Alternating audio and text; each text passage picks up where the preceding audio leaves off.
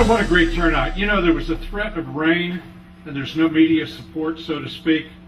I really thank you for coming. First, some housekeeping. I don't want you to leave any litter behind because we're going to be charged for the cleanup. You know, the U.S. Park Service said that after Farrakhan's Million Man March, they cleaned up 14 tons of garbage, and it cost us, the taxpayer, millions of dollars. Last Saturday at the Tea Party in Washington, we actually had 1 million and a lot more people there. They didn't leave a gum wrapper behind. And so, let's be like them. You know, thinking people are really fed up with liberals' un-American programs. They're fed up with the cowardice of Republicans who allowed it to happen. They're fed up with funding Acorn, enabling child prostitution rings, and electing presidents. You know, they're fed up with Jews and Christians whose apathy allowed it all to happen. We've allowed it. You know, General Douglas MacArthur was a brilliant military strategist. There were some islands in the Pacific that the Japanese held, and they were too well fortified. So he just went around them. And the liberals have really learned from him. They simply went around the voters and went to the courts. When they can't get a majority vote, they use the Supreme Court. For instance, would a majority of Americans voted to throw God out of school? Would have the majority voted to do that? Would the majority of Americans voted to kill 50 million American babies? I don't think they would. You know, courts can, and courts have. You know, we have another problem now. Not many people remember George Soros' promise back in 2000. He promised us he would spend his billions, and I won't get into that, how he got his billions, but he's a criminal. He promised he would spend his billions on giving us our 2009 president and the majority in our Congress. And he kept it. It was funded by George Soros, supported by MoveOn.org. And his lapdogs that he put into office are voting for cap and trade, and they're going to vote for national health care. You know, lapdogs have no choice. They have to sit on his lap. Would the majority of Americans voted to enslave our children and grandchildren with $1 trillion in debt for unconstitutional programs? I don't think so. We have no George Soros to fund freedom and American ideals. It's up to us to fund freedom and to fight for it. Last night on Fox News, they were in Honduras. Anybody see the interview in Honduras? A couple of months ago, President Zelaya was overthrown by his military. The military had sworn to uphold and defend the Constitution of Honduras. The Honduran president was governing outside the Constitution. And they had two choices. One, they could break the oath they had sworn. Or two, they could remove a liar and a tyrant from office and hold new elections. Men of honor keep their oath. And you know, strange thing, President Obama instantly sided with President Zelaya. You notice that? Every member of our military has sworn an oath. To worship Obama? No, to defend and uphold our Constitution. You know,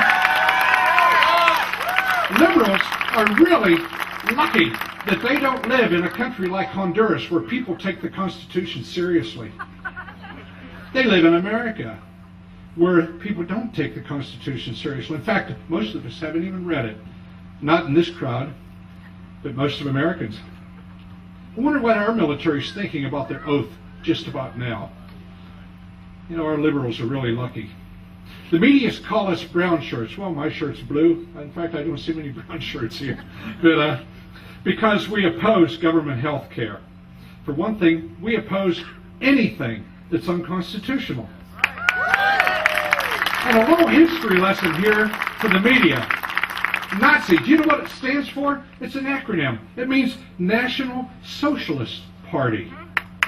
You know, they took over finance. They took over the car industry. They took over health care. Do you know anybody that's doing that?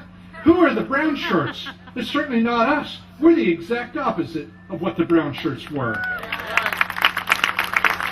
You know, the people who want to see Obama's birth certificate, they're called birthers, and they're called crazy. Well, let me tell you something about, I've observed human nature now for 65 years, and when normal people see something so illogical that they are in danger of losing their sanity, they try to grab some logic. And so they're thinking, when something is so bad, when a president of unparalleled, unknown origin works to destroy everything that we're believing in, he apologizes to our enemies, and he bows in Islamic fashion to Muslim superiors. Well, you have to wonder, is that crazy? They're calling us crazy. I heard we're $11 trillion in debt. Do you know what our unfunded mandates are? $57 trillion. Do you know what the net worth of America is? $55 trillion. We're $2 trillion beyond bankrupt. And yet, we want to enslave our children and grandchildren with another trillion here, a trillion there, cap and trade, national health. As I said, lapdogs have no choice. They're going to vote for those things. They're going to be called bad names for being here. Good. You will be. You know, when I ran a company in Heidelberg, Germany, and that's where I learned about the Soviet re-education camps and the psychiatric hospitals. They were for people who didn't agree with their communist government. If you don't agree with the government, you must be crazy or stupid, or racist, or so they would. You know, I don't care if Obama was green. I would love him if he would stay within the Constitution.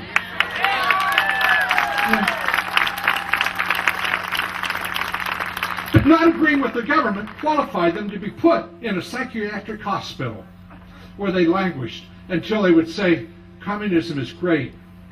Our government is great. Please do what you want to do. I agree with it now. Is it like that now? The media is calling us crazy. They're calling us racist. But when we leave here, it's just the beginning.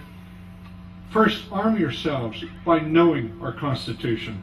Our elected leaders have sworn to something that I don't think many of them have even read.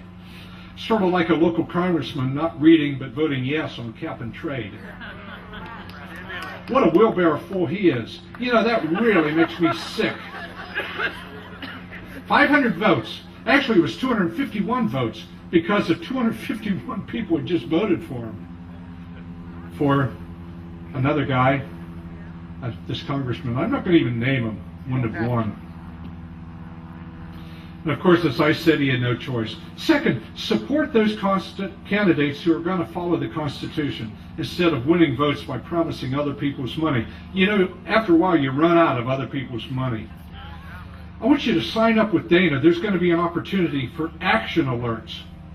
We're going to mobilize. You folks are the vanguard of the revolution, and it might get nasty. I hope you're ready to get nasty. It may end up on the ground. It may be some... I love these signs. These are great signs. I hope the media is getting some of those signs. I know we have a great photographer here, some professionals who are getting the great signs. This is just the beginning. The giant has been awakened. There's going to be a reckoning.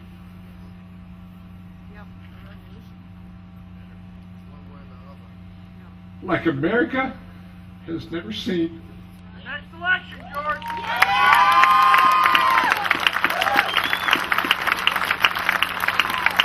You're the vanguard of the revolution that's going to take back our country.